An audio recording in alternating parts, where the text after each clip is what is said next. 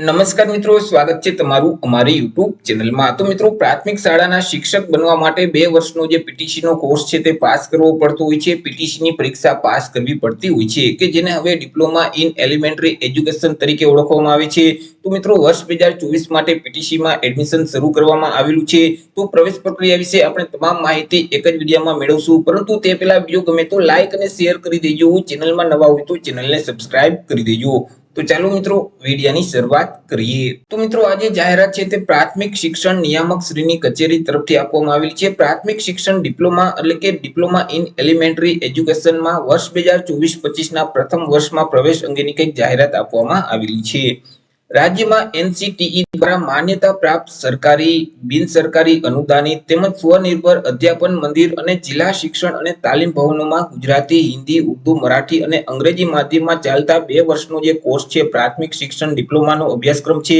તો આ અભ્યાસક્રમમાં પ્રવેશ મેળવવા ઈચ્છા જે ધરાવતા ઉમેદવારો છે તેઓએ શૈક્ષણિક વર્ષ 2024-25 માટે શિક્ષણ વિભાગનો જે ઠરાવ છે 30/6/2020 નો, તો આ ઠરાવની જોગવાઈ અનુસાર વિકેન્દ્રીકૃત પ્રવેશ નીતિ મુજબ ઉપરોક્ત અભ્યાસક્રમ ચલાવતી જે સંસ્થાઓ છે તે સંસ્થાનો સીધો સંપર્ક કરવાનો રહેશે।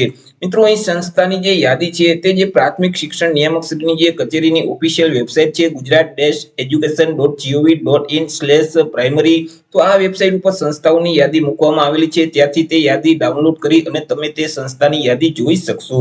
મિત્રો, આ સંસ્થાઓમાં પ્રવેશ મેળવવા માટે સંસ્થા દ્વારા નિયત કરવામાં આવેલ જે નમૂનાનું ફોર્મ છે તે ફોર્મ સંસ્થા પાસેથી મેળવી અને તમારે તે સંસ્થામાં અરજી કરવાની રહેશે। એટલે કે તમારે અરજી ફોર્મ છે તે મિત્રો ઓફલાઈન ભરવાનું છે, ઓનલાઈન ભરવાનું રહેતું નથી।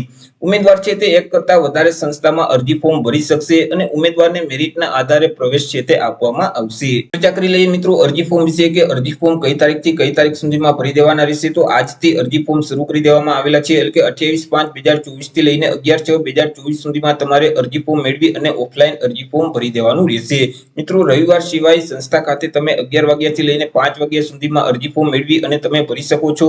મિત્રો, તમે જ્યારે અરજી ફોર્મ મેળવવા જશો એટલે સંસ્થા ખાતે ₹25 રોકડા તમારે ત્યાં ભરવાના રહેશે।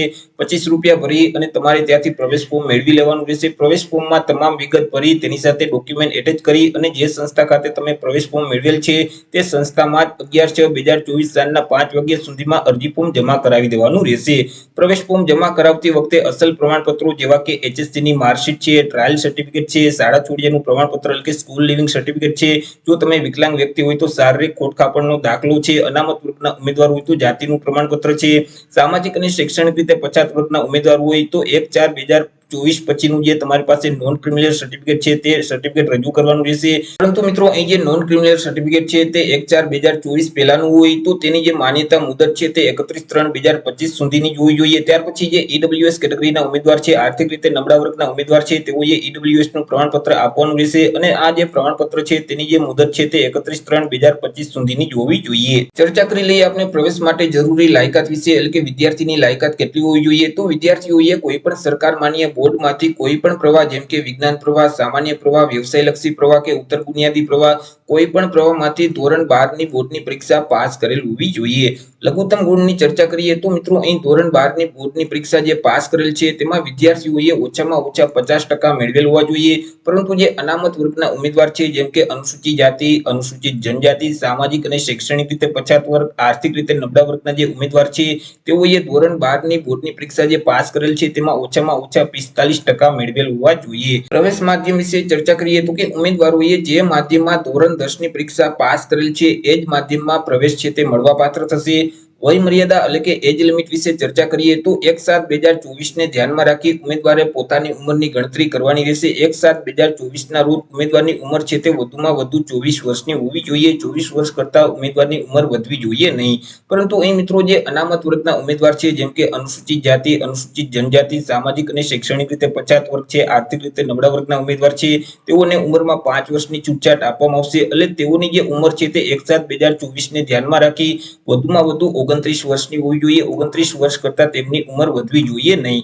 પરંતુ અહીં મિત્રો જે વિધવા બહેનો છે તેઓએ જો પીટીસીમાં પ્રવેશ મેળવવો હોય તો ત્યારે તેમની જે ઉંમર છે તે 1/7/2024 ને ધ્યાનમાં રાખી વધુમાં વધુ 33 વર્ષની ઉંમર હોવી જોઈએ. ચર્ચા કરીશું આપણે પ્રી પીટીસી વિશે. તમારે પ્રી પીટીસીમાં એડમિશન લેવું હોય તો તેના માટે પણ આજથી ઓફલાઈન અરજી ફોર્મ શરૂ કરી દેવામાં આવેલા છે. 28/5/2024 થી લઈને 11/6/2024 સુધીમાં મિત્રો તમારે સંસ્થા ખાતેથી અરજી ફોર્મ મેળવી અને ત્યાં મિત્રો 20 રૂપિયા રોકડા તમારે ભરવાના રહેશે. 20 રૂપિયા રોકડા ભરી તે સંસ્થા ખાતેથી પ્રવેશ ફોર્મ મેળવી લેવાનું રહેશે. પ્રવેશ ફોર્મમાં તમામ માહિતી ભરી દેવાની રહેશે, તેની સાથે તમામ ડોક્યુમેન્ટ એટેચ કરવાના રહેશે અને તે સંસ્થામાં જ 11/6/2024 સુધીમાં અરજી ફોર્મ ભરી જમા કરાવી દેવાનું રહેશે.